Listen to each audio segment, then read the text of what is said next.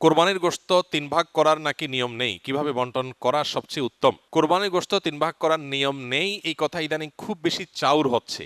এখানে একটি ভুলকে সংশোধন করতে গিয়ে আরেকটা ভুল আমরা করে বসছি অনেকে। আর সেটি হলো, কোরবানির গোশত এ সম্পর্কে আল্লাহ রাব্বুল আলামিন কোরআনে হাকিমে বলেছেন, ফাকুলু মিনহা ওয়া তাইমু আল কানিআ ওয়াল মুতাররা।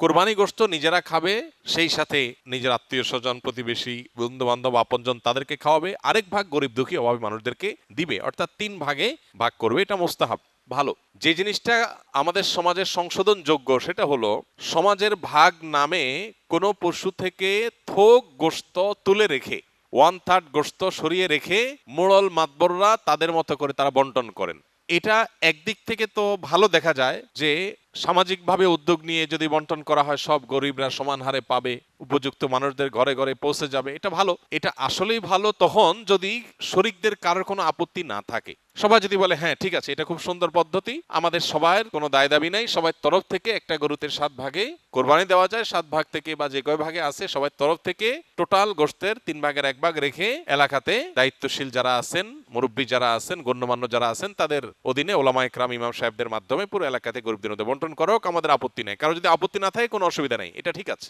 যেহেতু এই জাতীয় ক্ষেত্রে একজন মানুষ তার নিজস্ব কোনো আত্মীয় আছে, গরিব আছে দূরে, তাকে একটু বেশি করে দিবে বা তার মতো করে সে একটু বন্টন করবে, এই বিষয়গুলোর সুযোগ যেহেতু থাকে না ওই সমাজের ভাগ আলাদা করে তুলে ফেলার কারণে, এই জন্য এই বিষয়টা যদি কোনো শরিকদের কারোর আপত্তি থাকে তাহলে এটা উচিত না। তাহলে সেক্ষেত্রে তার হক নষ্ট হবে। কারণ কারোর কোরবানি গোশত তিনি কি করবেন না করবেন, তাছাড়া 3 ভাগ করার যেহেতু ফরজ না, ওয়াজিব না, আবশ্যক না, অতএব আপনি জোর করে তার কাছ থেকে নিবেন না। এটা হলো মূল বিষয়। অতএব খোলাসা কথা হলো, এই 3 ভাগের 1 ভাগ সমাজের ভাগ যেটা উত্তোলন করা হয়, এটা উত্তোলন করে যদি গরিবদেরকে পৌঁছানো হয়, আর যাদের কোরবানি তাদের যদি এটা নিয়ে কোনো আপত্তি না থাকে, তাহলে কোনো অসুবিধা নাই, আদায় হয়ে যাবে সবার কোরবানি, এবং এটা কোনো গুনাহের বিষয় না, বরং সওয়াবের বিষয়। আর যদি কারোর আপত্তি আছে বলে মনে হয়, তাহলে সেক্ষেত্রে এটা না করে তারটা তাকে স্বাধীনতা দেওয়া উচিত। তিনি 3 ভাগ করবেন না, একটু কম বেশ করবেন, শরীয়ত যেহেতু তাকে বাধ্যতামূলক করে নাই, অতএব সেটা তার উপর ছেড়ে দেওয়া উচিত। কিন্তু 3 ভাগ করে কিছুটা নিজে খাওয়া, কিছুটা আত্মীয় স্বজন, কিছুটা গরিব দুঃখীকে দেওয়া, এটা মুস্তাহাব, এটা ভালো, এটা করা উচিত।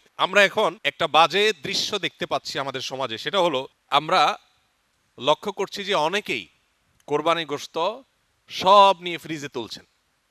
খুবই দুর্ভাগ্যজনক বাস্তবতা।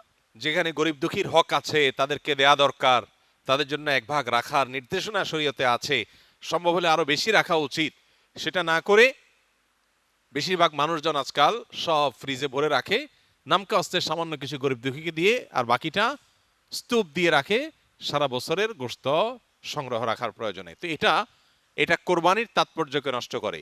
যে লোক আল্লাহকে সন্তুষ্ট করবার জন্য কোরবানি করেছে, সওয়াবের উদ্দেশ্যে কোরবানি করেছে, এটা তার কাজ হতে পারে না। অতএব 3 ভাগের 1 ভাগ করে গরিব দুঃখীকে গোশত দেওয়ার ব্যাপারটিতে আমাদের আরো বেশি আন্তরিক হওয়া উচিত। সম্ভব হলে বেশিরভাগ গরিব দুঃখীকে দিয়ে সামান্য একটু নিজে রাখলে আরো ভালো, যদি মনে হয় গরিব দুঃখী অভাবী মানুষের সংখ্যা বেশি হয়। অতএব 3 ভাগ করতে শরীয়ত ফরজ বা আবশ্যক করে নাই, ওয়াজিব করে নাই, এটা ঠিক। কিন্তু এর মানে এই না যে আমাদের সব গোশত ফ্রিজে নিয়ে ভরা উচিত, সেটাও ঠিক না। অতএব আল্লাহ তাআলা আমাদেরকে বুঝার তৌফিক দান করুন।